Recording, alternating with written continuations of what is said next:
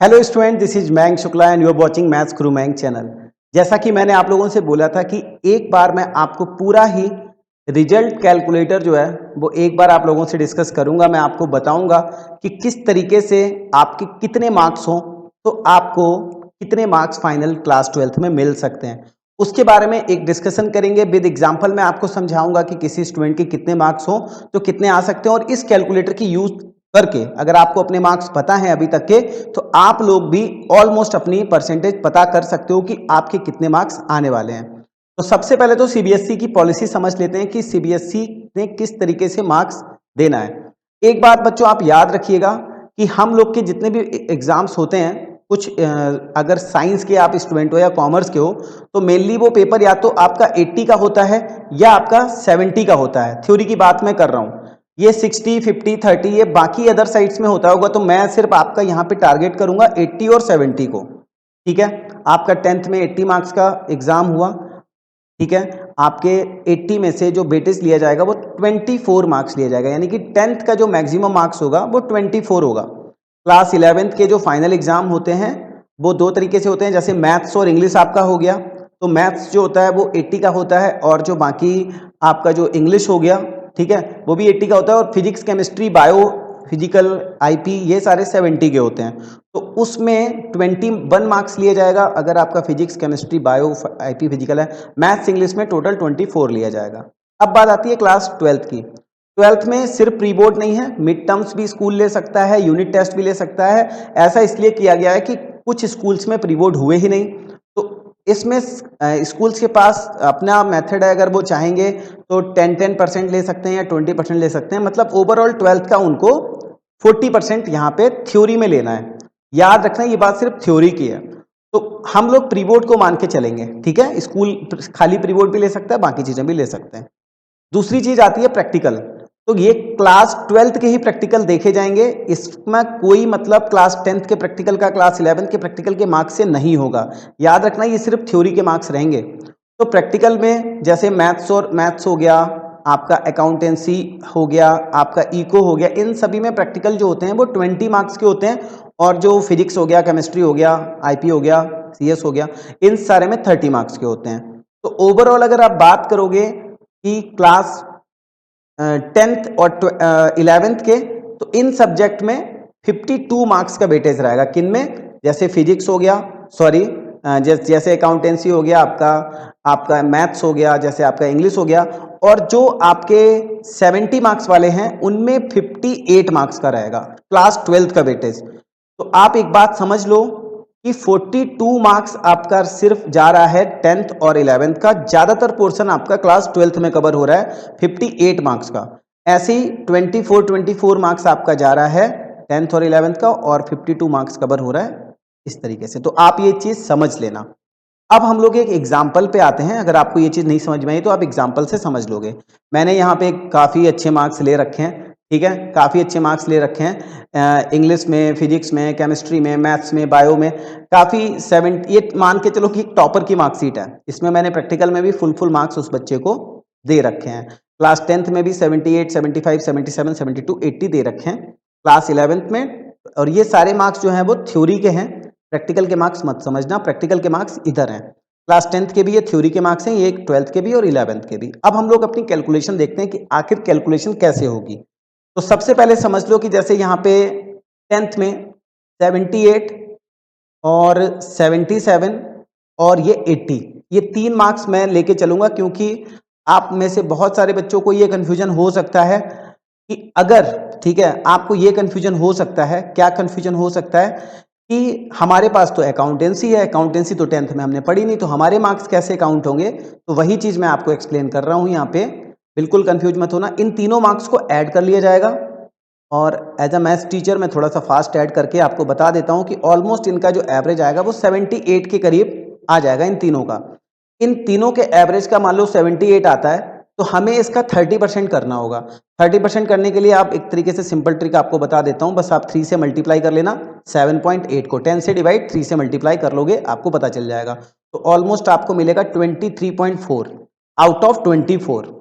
तो एक तरीके से आपके जो मार्क्स होंगे 10th वाले, वो सारे सब्जेक्ट में 23.4 है, इसको 23.5 मान के चलो, और सारे में 23.5 ऐड कर दिए जाएंगे, ठीक है, सभी में, नॉट ओनली वन सब्जेक्ट। आपका जैसे मैं यहाँ पे फिजिक्स केमिस्ट्री लिख रहा हूँ, आपका अगर कोई अदर सब्जेक्ट है तो आप अदर सब्जेक्ट लिख सकते हो, ठीक है। आपके अगर यहाँ पे मार्क्स हाईएस्ट वाले 3 कुछ और हैं तो आपको बस क्या करना है, ठीक है, आपको सिर्फ क्या करना है, आप इन तीनों सब्जेक्ट को टोटल करना, टोटल करके, ठीक है, उसको 3 से डिवाइड करना एक बार, ठीक है, 3 से डिवाइड करना, और उसके बाद आप 3/10 करोगे तो आपको पता चल जाएगा, ठीक है। अगर आपको लगता है कि डायरेक्ट परसेंटेज निकालनी है तो आप डायरेक्ट 30% उसका भी निकाल के फिर बाद में 3 से डिवाइड कर दोगे, तभी भी आपको चीज़ें मिल जाएंगी। तो ये हमारा 23.5 आ गया। अब बात आती है 11th की। 11th में बिल्कुल भी ऐसा नहीं है बच्चे कि आपको हाईएस्ट लेना है, इसमें सभी लेना है, जो भी आपके पास सब्जेक्ट 11th में रहा होगा वही आपका 12th में रहा होगा। तो जैसे मान लेते हैं कि इंग्लिश है हमारे पास, तो इंग्लिश में हमारे पास 70 मार्क्स मुझे मिले आउट ऑफ 80, तो मैं इसका 30% निकालूंगा, तो वही मुझे काम करना है 10 से डिवाइड 3 से मल्टीप्लाई, तो मुझे यहाँ पे मार्क्स मिल गए 21, ठीक है। 6.5 को आप 3 से मल्टीप्लाई करोगे 19.5 मिल गए आपको, ठीक है। उसके बाद केमिस्ट्री में 64, यहाँ पर भी हम सेम रख सकते हैं 19.5, ठीक है। मैथ्स में 75 है, सबसे देखो मैंने मैथ्स में ज़्यादा रख ली, लेकिन 80 में से है ये, तो आपको फिर से वही काम करना है, 7.5 को 3 से मल्टीप्लाई करोगे तो आपको 22.5 मिल जाएगा, ठीक है, 22.5। 70 को करोगे ऑलमोस्ट फिर से 21 मिल जाएगा। ये तो बात हो गई, ठीक है। अब मैंने सारे बच्चों को क्लास 12th के प्रैक्टिकल में पूरे मार्क्स दे दिए हैं, आपको भी 1-2-3 कम मिले होंगे, बाकी आप पूरे मान के चल सकते हो, 2-3 कम मार्क्स हो सकते हैं, बाकी डिपेंड ऑन योर स्कूल, ठीक है। 20 फिजिक्स है तो भाई 30 रखो, 30 मैथ्स है तो 20, और फिजिकल है तो 30, फिजिकल IPCS कुछ भी हो सकता है यहाँ पे। इसके बाद बच्चे आपके बचते हैं क्लास 12th के। तो क्लास 12th में वही बात है कि स्कूल के ऊपर डिपेंड करता है। अगर मैं यहाँ पे प्री बोर्ड के ही मान के चल रहा हूँ, ठीक है, मैं यहाँ पे प्री बोर्ड के मान के चल रहा हूँ, तो मुझे काम वही करना है कि ये 10 से डिवाइड और 3 से मल्टीप्लाई, ठीक है, 10 से डिवाइड और 3 से 6.5 है, तो आपको समझ जाना चाहिए कि 19.5 आपका हो जाएगा, ठीक है। उसके बाद इसमें भी वही आप 19.5 रख सकते हो। इसके बाद इसमें भी 68 है, तो 6 यहाँ पे मल्टीप्लाई कराओगे, 68 इंटू 3 करोगे तो 3, और ये 6 3 जा 8 18, और ये 19 पॉइंट, और यही सेम बात आ रही है आपकी, ठीक है, आपकी सेम बात ही आ रही है, क्योंकि 68 को भी अगर आप 3 से करते हो तो 4 18 नहीं 20 तक पहुंच जाएंगे हम लोग, ठीक है। तो 20.5 आपका हो जाएगा, भाई मैं सोचूं 20.5 हो जाएगा। उसके बाद मैथ्स में आप देखोगे तो 77 है, तो 77 को 3 से मल्टीप्लाई कराओगे, 1 जा 21, ठीक है, 21, और आपके पास ये कितना हो जाएगा टोटल ओवरऑल 21, और ये 23 हो जाएगा, तो आप यहाँ पे 23 पुट कर दोगे, ठीक है। और अगर आपका लास्ट में ये आ रहा है 65, ठीक है, लास्ट में आपका ये 65 आ रहा है, तो आप इसको भी 3 से मल्टीप्लाई कराओगे 15, और ये 19.5 आपको यहाँ मिल जाएगा। तो ओवरऑल इस तरीके से मैंने मार्क्स आपके निकाल लिए हैं। अब एक एक सब्जेक्ट का टोटल कर लेते हैं और उसके बाद आपको ओवरऑल परसेंटेज बताएंगे। इसी तरीके से आप अपने मार्क्स के साथ भी कर सकते हो, ठीक है। ओवरऑल परसेंटेज अगर हम लोग यहाँ पे जैसे इंग्लिश के मार्क्स निकालते हैं तो 23.5 और 19.5, ठीक है, 19.5, तो आप ये समझ सकते हो कि यहाँ से आपको मिल जाएंगे टोटल जो मार्क्स आपको मिल रहे हैं, वो मिल जाएंगे आपको ओवरऑल 43, ठीक है, 43 और 41, 84 मार्क्स आपको यहाँ पे मिल जाएंगे इंग्लिश में।